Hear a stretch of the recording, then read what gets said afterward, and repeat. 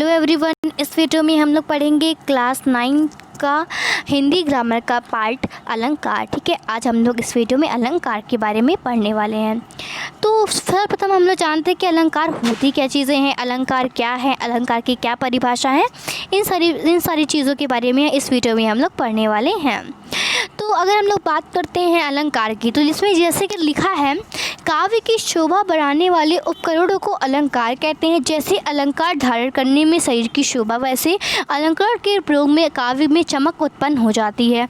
मैं आपको एक इस वे में बताती हूँ। जैसे कि जो स्त्रियाँ होती हैं वो अपनी शोभा किस चीज़ से बढ़ाती हैं, वो अपनी शोभा आभूषण को पहनती है। यदि स्त्रियाँ आभूषण नहीं पहनती तो वो अच्छी नहीं लगती हैं, वो अच्छी नहीं लगती। उसी प्रकार जो कवि होते हैं ना, जो कवि होते हैं वो अपनी काव्य की शोभा बढ़ाने के लिए अलंकार का प्रयोग करते हैं, जैसा कि इसमें परिभाषा में दिया गया है। तो हम लोग परिभाषा में लिख सकते हैं, जिस प्रकार स्त्रियाँ आभूषण पहन के अपनी शोभा को बढ़ाती हैं, उसी प्रकार कवि काव्य की शोभा बढ़ाने के लिए अलंकार का प्रयोग करते हैं, अर्थात काव्य को अलंकृत करने वाले उपकरणों को अलंकार कहते हैं। ठीक है, आपको समझ में आ गया होगा। तो आप प्लीज़ एक कॉपी ले लीजिए और उस पर नोट करते चलिए। ठीक है, तो हम लोग बात करते हैं अलंकार के भेद की। तो कवि शब्द और अर्थ में विशेषता लाकर अपने काव्य को प्रभाव बनाते हैं। इसी आधार पर अलंकार गए हैं का और खा में। ठीक है, जो अलंकार होते हैं ना, वो मुख्य दो प्रकार के होते हैं। एक होता है शब्द अलंकार और दूसरा होता है अर्थालंकार। अब शब्द अलंकार और अर्थालंकार क्या होता है? जब केवल शब्दों में चमत्कार पाया जाता है तब शब्द अलंकार, और जब अर्थ में चमकदार होता है तब अर्थालंकार होता है। इसके अतिरिक्त जहाँ शब्द और अर्थ दोनों में किसी प्रकार की विशेषता प्रतीत होती है, वहाँ उभय अलंकार माना जाता है। देखिए, जो हम सिर्फ अभी शब्द अलंकार के पढ़ने वाले हैं। ठीक है, शब्द अलंकार, तो शब्द अलंकार वो अलंकार होते हैं जहाँ शब्दों में चमत्कार पाया जाता है। ठीक है, जहाँ शब्दों में चमत्कार पाया जाता है उसे हम लोग क्या कहते हैं? शब्द अलंकार। शब्द अलंकार मुख्य रूप से हम लोग अभी क्लास 9 में है, तो क्लास 9 में मुख्य रूप से अलंकार के बारे में हम लोग सिर्फ 3 पढ़ेंगे। 3 मुख्य प्रकार होते हैं अलंकार के। जो प्रथम अलंकार होता है वो होता है अनुप्रास अलंकार, दूसरा यमक अलंकार, और तीसरा जो होता है वो होता है श्लेष अलंकार। तो अभी तो हम लोग सिर्फ यमक अलंकार, श्लेष अलंकार, इन सभी चीज़ों के बारे में पढ़ने वाले हैं। ठीक है, तो सर्वप्रथम हम लोग शुरू करते हैं अनुप्रास अलंकार की। तो जहाँ व्यंजन वर्णों की आवृत्ति होती है वहाँ अनुप्रास अलंकार होता है, अर्थात जहाँ किसी पंक्ति के शब्दों में ही अनेक बार क्रम से आवृत्ति होती है वहाँ अनुप्रास अलंकार होता है। ठीक है, जैसे कि इसको हम लोग ईजी वे में समझते हैं। अनुप्रास अलंकार वो अलंकार होते हैं जिसमें वर्णों, ठीक है, जिसमें वर्णों की आवृत्ति, जो वर्णों की आवृत्ति पुनरावृत्ति होती ना, वो बार बार होती है एक पंक्ति में। ठीक है, जिस पंक्ति में वर्णों की आवृत्ति बार बार होती है वो कौन सा अलंकार कहलाता है? वो कहलाता है अनुप्रास अलंकार।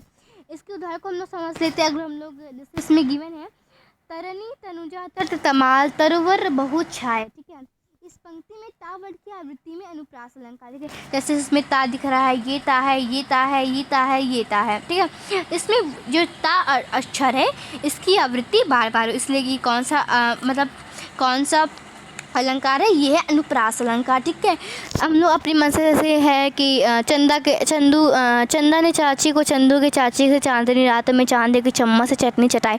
तो हम लोग जानते हैं इसमें चा वर्ड की आवृत्ति बार बार हो रही है, इसलिए कौन सा अलंकार है? ये कौन सा अलंकार है? ये है अनुप्रास अलंकार। उसके बाद अगर हम लोग अन्य उदाहरण को लेते हैं, इसलिए चारों चंद्र की चल किरणें खेल रही हैं जल थल में। ठीक है, जो चारों चंद्र की चंचल है ना, इसमें चा आ रहा है, इसमें चा आ रहा है, इसमें चा आ रहा है। ठीक है, तो इसमें क्या हो रहा है कि वर्णों की आवृत्ति बार बार हो रही है, इसलिए इसमें कौन सा अलंकार यूज है? इसमें अनुप्रास अलंकार का प्रयोग हुआ है। अब अनुप्रास अलंकार के भी कुछ 5 भेद होते हैं, उसके बारे में अभी हम लोग को नहीं पढ़ना। अभी हम लोग को सिर्फ बेसिक चीज़ें जाननी कि अलंकार होती क्या है, अलंकार के क्या प्रकार होते हैं। अब जो हमारा सेकंड इम्पॉर्टेंट अलंकार होता है वो होता है यमक अलंकार। ठीक है, जो हमारा सेकंड इम्पॉर्टेंट होता है ना, वो यमक अलंकार होता है। जहाँ पर एक ही शब्द की अनेक बार भिन्न अर्थों में आवृत्ति हो वहाँ पर यमक अलंकार होता है, अर्थात जब किसी में एक ही शब्द 2 या 2 से अधिक बार आए, हर बार उनका अर्थ भिन्न भिन्न हो, उसे हम लोग क्या कहते हैं? यमक अलंकार करते हैं। इसे हम लोग इसी वे में समझते हैं, जैसे हम लोग ने अनुप्रास अलंकार के बारे में बताया। यमक अलंकार वो अलंकार होते हैं जहाँ देखिए अनुप्रास में वर्णों की आवृत्ति हो रही थी, लेकिन यमक में शब्दों की आवृत्ति हो रही है। तो यमक अलंकार ये होते हैं कि जहाँ पर शब्दों की आवृत्ति बार बार होती है, 1 से 2 बार होती है, परंतु जो उनके अर्थ होते हैं ना, जो उस शब्द के अर्थ होते हैं ना, वो हरदम अलग अलग होते हैं। तो उसे क्या कहते हैं हम लोग? यमक अलंकार कहते हैं। जैसे कि इसमें दिया है उदाहरण में, खग कुल कुल कुल सा बोल रहा, किस लय का अंचल डोल रहा। यहाँ प्रथम कुल शब्द का अर्थ समूह है, द्वितीय तृतीय कुल कुल शब्द पक्षियों के कुल कुल कलरव के सूचक है, और कुल शब्द के भिन्न अर्थों में प्रयुक्त होने वाले कलर यहाँ हमें इसको हम लोग ईजी वे में जानते हैं। ठीक है, ये बहुत टफ है, ये एक्चुअली में आता नहीं है, ये किसी को जल्दी याद भी नहीं रहता ये वाला। तो ये देखिए अन्य उदाहरण में देखिए, जैसा कि दिया है सजना है मुझे सजना के लिए। देखो जैसे कि दिया है सजना, मुझे सजना है, श्रृंगार करना है अपने सजना के लिए, मतलब अपने पति के लिए। ठीक है, उसके बाद जो हमारा सेकंड है वो है कनक कनकते 100 गुनी माद कथा अधिकाए, वा खाए बोराए नर ना पाए बोराए। मतलब अर्थात देखिए, अगर इसको समझते हैं कि जैसे कि आप रोड पर हैं, ऐसे आप घर पर हैं और ऊपर से एक सोने की ढेर सारी एक बैग आया आपके पास, गिर गया, और जब आपने उसको देखा तो आपके अंदर लालच आ गई। ठीक है, आप बौरा जाएंगी, आप कहेंगे अरे दादा इतना सोना मेरे पास।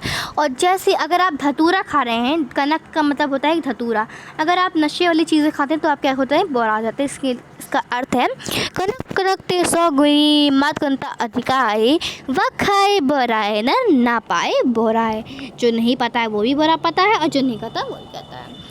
उसके बाद हमारा नेक्स्ट है वो है श्लेष अलंकार। ठीक है, जहाँ किसी शब्द में एक से अधिक अर्थ निकलते हैं। ठीक है, मतलब ये ऐसा अलंकार होता है जहाँ रहे एक शब्द परंतु उनके अर्थ ढेर सारे हों, मतलब उनके अर्थ एक से ज़्यादा हों। जैसे कि हम लोग बात करते हैं सोना की। ठीक है, तो सोना का एक मतलब होता है गोल्ड, और एक सोने का अर्थ होता है स्लीपिंग। ठीक है, स्लीप सोना। ठीक है, तो इसमें हम लोग का शब्द जो सोना शब्द है, इसमें 2 बार आवृत्ति, मतलब है तो सोना वो एक शब्द, परंतु उनके जो अर्थ हैं वो 2 निकलते हैं।